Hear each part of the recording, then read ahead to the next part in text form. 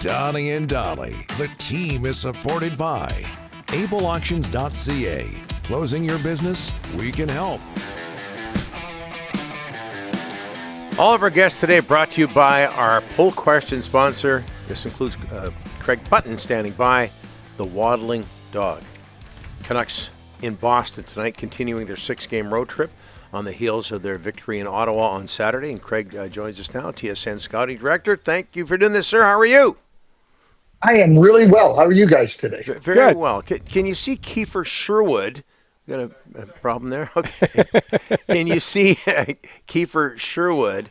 Had a little bit of a technical mishap there, Craig. We're okay now. Can you see him staying in the top 6 with the Vancouver Canucks? He's been very, very impressive, Craig. He has been impressive. And, at different times, opportunity is going to present itself. And when opportunity presents itself, you want to see players take advantage. Kiefer's a very competitive player. Do I think that that's the best spot for the Vancouver Canucks or Kiefer long term? No. But the fact of the matter is that he can slide into that spot. He can give you a jolt. He can give you a spark. And you've watched Kiefer play. Mm-hmm. He's a dog on a bone. He's always on it. He's always after it. And, like when Rick Tocchet's looking for somebody to step in there and try to give a little bit of a jolt to your top players, I mean, Kiefer's going to drag you into the fight because he's in the fight. And you don't have any chance to be on the outside of the fight when Kiefer's on the ice. And that's a really good quality to have. And when you can flex, I think players that can flex through your lineup, and that's what Kiefer has shown that he can do. I think that is a really significant attribute to have. And so just because long-term I don't see it for both the Canucks or for Kiefer, he's got value for this team. Brock Boeser returns for the Canucks tonight in Boston, which means Max Sassin is not going to play, but he was impressive in his NHL debut Saturday. I know we've talked about him before, but what do you think the Canucks have in Max?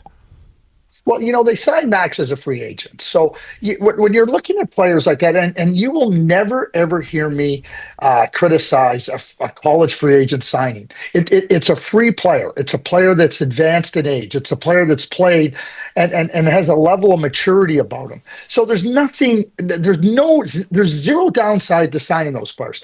Now, Max continued to progress. He showed that he had some skill. He played quite well with Abbotsford. And much like Kiefer, show that you're worthy of an opportunity. Show that you are going to put yourself on the radar screen. You're going to blink brightly. And then when you get a chance, and I think this is one of the biggest things for young players. And, Max is a little bit older. When I say older, he's in his early 20s. But when you're a little bit older, you get to the NHL, and the things that got you there, sometimes you play a little bit more tentative. And I think one of the biggest things is bring what got you to the NHL when you're there. And I think that's exactly what Max did in his NHL debut. And certainly, Brock Boeser coming in, nobody's going to keep Brock Boeser out of the lineup. But Max now has shown the Vancouver Canucks in Abbotsford and in one game that, hey, they very well may have a player that can slide in and provide some offensive capability. And he's a good skater. He's got good skill.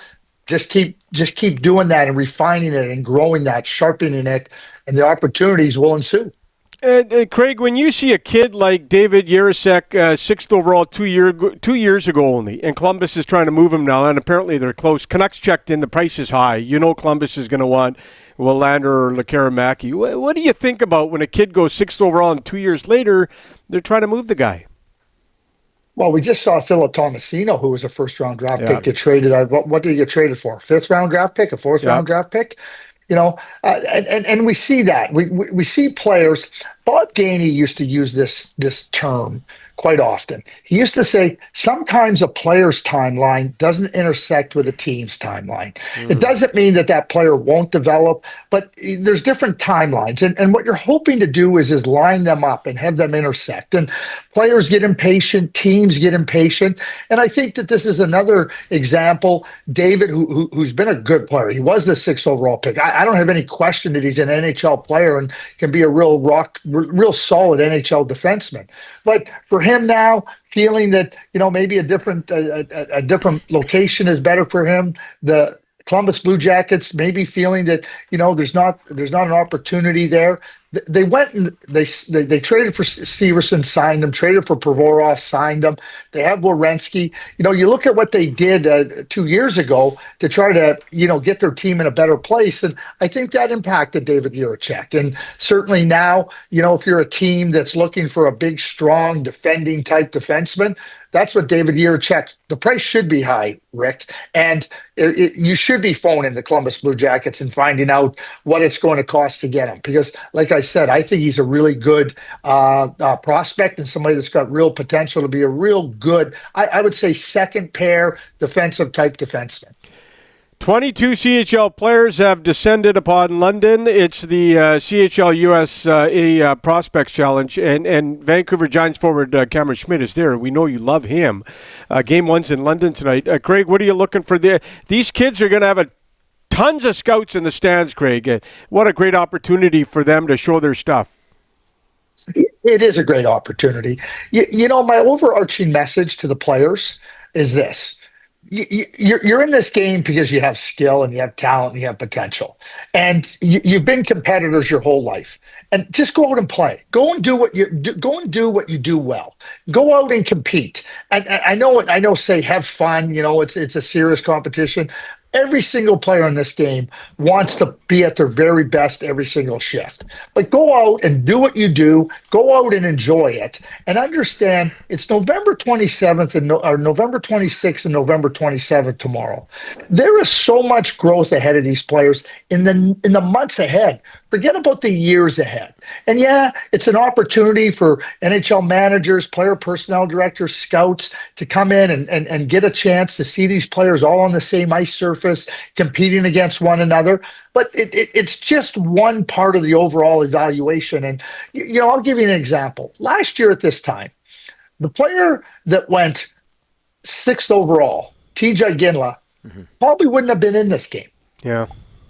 Because he just hadn't been able to grow his game to a point where he had showed. By the time we got to February, TJ Ginla, and he wasn't the only one. Jet Luchenko, who went 13th to Philadelphia.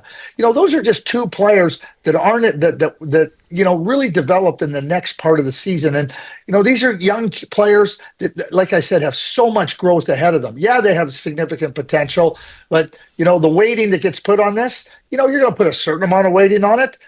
I hope the players realize this isn't an end-all and be-all event. Yeah. Canucks, before we let you go, Craig, Canucks in Pittsburgh tomorrow after the game tonight in Boston. But Sidney Crosby gets goal 600 Saturday against Utah. They lost, the Penguins did, 6-1. They've lost 14 of 18. It's been bad for a significant amount of time in Pittsburgh.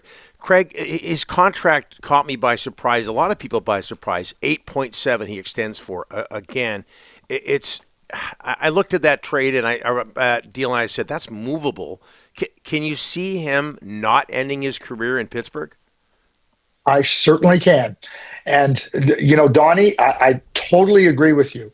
People say, oh, that's a nice team-friendly contract. I think that was a Sidney Crosby-friendly contract that allows him to assess where the Pittsburgh Penguins are at, to allow him to evaluate, do I want to finish here? Do I want to go and play somewhere else? Because at the core of it, and for Sidney, he's such a great competitor, but he's also so loyal.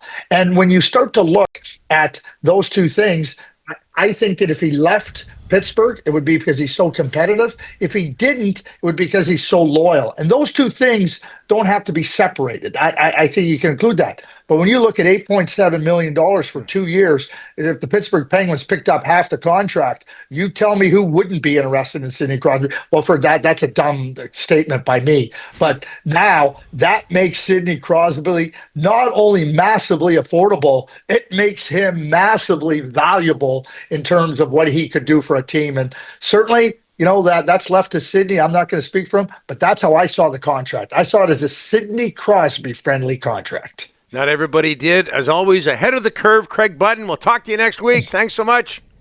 We will. Thank you. You bet.